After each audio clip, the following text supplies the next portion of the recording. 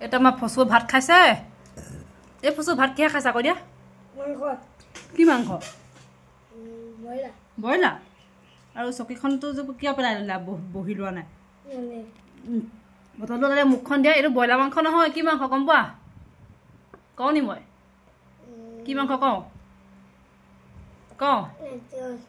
এইটো মাংস নহয় মাছহে কুচিয়া মাছ হয় চিনি নেপাওঁ কুচিয়া চিনি পাওঁ নাই কেনেকুৱা কুচিয়া দেখিবলৈ কুচিয়াটো কেনেকৈ ৰখাবলৈ মাছ দীঘল অঁ খাবলৈ টেষ্টি নে